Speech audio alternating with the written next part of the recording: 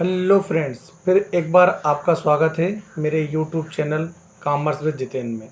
तो आज हम इनकम टैक्स की 7 नंबर की सीरीज के एमसीक्यू देख रहे हैं और ये एमसीक्यू सीरीज यूपी पीसीएल की जो तैयारी कर रहे हैं या राजस्थान में जो रिको की वैकेंसी निकली है उसमें असिस्टेंट अकाउंटेंट की जो पोस्ट है और बाकी जितनी भी अकाउंटेंट की जो जॉब निकलती हैं या यूजीसी नेट का जो एग्ज़ाम होता है उन सभी के लिए ये बेनिफिशियल रहेगा।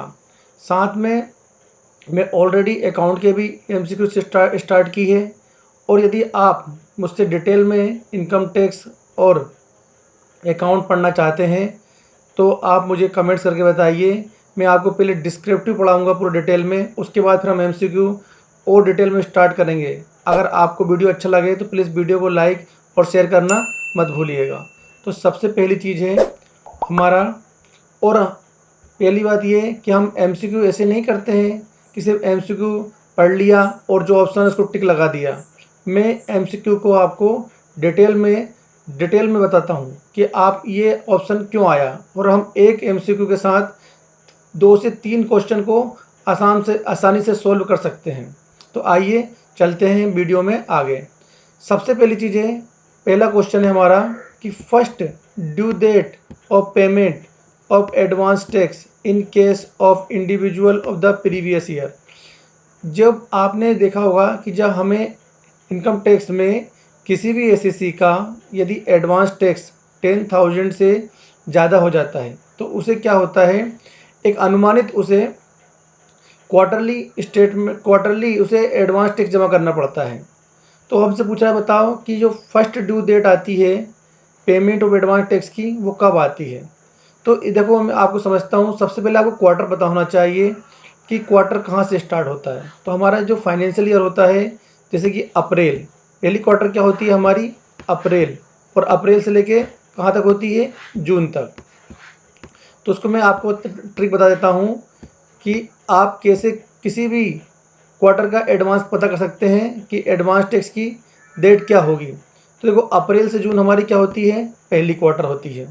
दूसरी जो हमारी जो क्वार्टर होती है वो होती है हमारी जुलाई। देखो जुलाई अगस्त और सितंबर क्या होती है, सितंबर, जुलाई से सितंबर। और दूसरी होती है हमारे पास हमारी अक्टूबर से दिसंबर, ये होती है हमारी थर्ड नंबर की, अक्टूबर से दिसंबर। और जो हमारी लास्ट होती है वो होती है हमारी जनवरी से मार्च। ये हमारी 4 क्वार्टर होती हैं। तो एडवांस टैक्स का एक फंडा है कि जस्ट इसके तो क्या होगा, पहली क्वार्टर क्या होगी हमारी, जस्ट जो जून का जो एंड होने वाला है उससे जस्ट 15 दिन पहले, मतलब क्या होगा 15 जून होगा। हमारी पहली क्वार्टर क्या होगी 15 जून होगी। अगर हमसे वो पूछता बताओ सेकंड क्वार्टर तो हम बताते 15 सितंबर, क्योंकि हमारी जो सेकंड क्वार्टर की एंड कहाँ पर होती है सितंबर, तो उससे जस्ट 15 दिन पहले।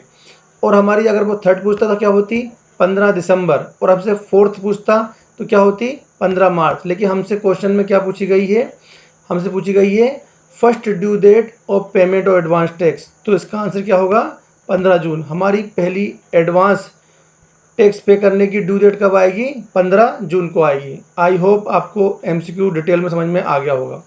हम नेक्स्ट बढ़ते हैं।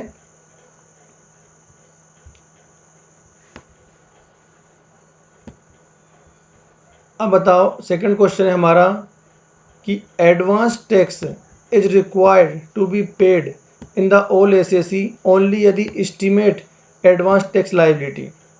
तो बताओ कौन से एसएससी हैं जिन्हें एडवांस टैक्स पे करना पड़ता है, जिनका 5,000 और मोर। मतलब क्या होता है, एसएससी अपना अनुमान लगा लेता है पहले ही कि मेरा इस फाइनेंशियल ईयर में कितना एडवांस टैक्स बन सकता है। वह उसके आधार पर यदि उसका एडवांस टैक्स 10,000 या मोर बनता है तो उसे एडवांस टैक्स जमा करना पड़ेगा।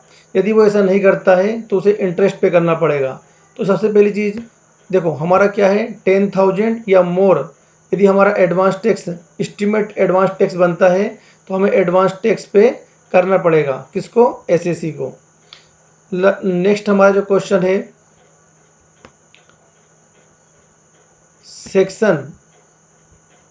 Section 80 Q B of the income tax act 1961 deal. तो जो हमारा सेक्शन 80 क्यू बी होता है, ये किस में डील करता है? Interest on debenture of the government company, royalty income of the author, royalty income from text books, और ये profit from export of the computer software. तो जो आपने चैप्टर 6 के डिडक्शन में पढ़ा होगा कि जो 80 क्यू बी होता है वो हमारे चैप्टर 6 के डिडक्शन में आता है, और हमें 80 क्यू बी की जो किस में डील करता है? Royalty income of the literacy author, इसमें काम करता है, टेक्स्ट बुक में नहीं करता है, ऑथर में करता है। तो हमें कितनी डिडक्शन मिलती है इसकी? हमें इसकी 3 लाख रुपए तक की डिडक्शन भी मिलती है। आपने चैप्टर 6A के डिडक्शन में पढ़ा होगा कि रॉयल्टी की इनकम पर हमें 80 क्यू बी के तहत 3 लाख रुपए तक की एग्जम्पशन भी मिलती है। तो हमारा ये किस में डील करता है? Royalty income of the author. तो हमारा आंसर क्या होगा? हमारा आंसर होगा बी। हमारा जो नेक्स्ट क्वेश्चन है,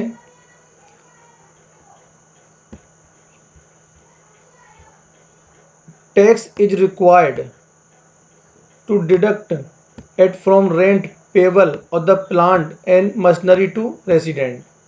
तो आपने टीडीएस का सेक्शन पढ़ा होगा कि हमें यदि हम रेंट पे करते हैं किस पर? प्लांट एंड मशीनरी के ऊपर।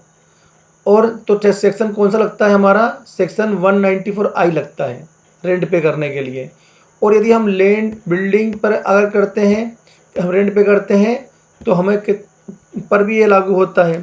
तो हमसे पूछा है बताओ प्लांट एंड मशीनरी पर जब रेंट पे करेंगे रेसिडेंट को तो कितना टीडीएस डिडक्ट होगा? तो देखो ये टीडीएस किस सेक्शन में आता है? ये टीडीएस आता है हमारा 194I, आई फॉर रेंट। मतलब क्या होता है? आई 194I क्या है? हमारा रेंट का सेक्शन है। अगर हम रेंट पे करते हैं, जैसे हमने प्लांट एंड मशीनरी किराए पर ली और उसका हमने रेंट पे करेंगे, तो उसके ऊपर हमें क्या करना पड़ेगा? हमें टीडीएस डिडक्ट करना पड़ेगा। कितना पड़ना पड़ेगा? तो जो हमारा प्लांट एंड मशीनरी के लिए होता है 2%, और यदि वो हमसे लैंड और बिल्डिंग के लिए अगर हम रेंट पे करते हैं तो हमें डिडक्ट कितना करना पड़ता? 10% डिडक्ट करना पड़ता। लेकिन वो हमसे क्या पूछ रहा है? प्लांट और मशीनरी के लिए पूछ रहा है, इसलिए हम कितना डिडक्ट करेंगे? 2% की रेट से डिडक्ट करेंगे। हमारा आज का नेक्स्ट क्वेश्चन है, tax is required to be deduct from the interest payable to resident. तो आपने सेक्शन 194A में आपने देखा होगा कि जब आपको इंटरेस्ट मिलता है, जैसे आपको बैंक से इंटरेस्ट मिला, तो बैंक कितना, अगर आपका एक लिमिट से ज़्यादा, अगर आपका इंटरेस्ट अगर एफडी पर 40,000 से ज़्यादा हो जाता है तो बैंक क्या करती है? आपके इंटरेस्ट का डिडक्शन कर लेती, टीडीएस काट लेती है। तो जैसे कि अभी हमें मान लो इंटरेस्ट पेबल टू रेसिडेंट, तो बैंक हमें किस रेट से टीडीएस कार्ड डिडक्ट करती है? तो टीडीएस कितने परसेंट डिडक्ट करती है? 10% की रेट से टीडीएस डिडक्ट करती है। ये हमारा सेक्शन 194I है, इंटरेस्ट अदर देन सिक्योरिटी। मतलब सिक्योरिटी के अलावा जो इंटरेस्ट कटता है उस पर बैंक कितने परसेंट से टीडीएस काटती है? 10% की रेट से टीडीएस काट लेती है एक लिमिट से ज़्यादा इंटरेस्ट होने पर। और वो लिमिट एसईसी के लिए है 40,000 और यदि सीनियर सिटीजन है तो 50,000।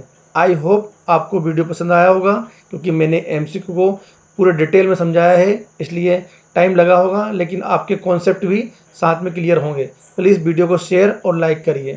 Thank you very much.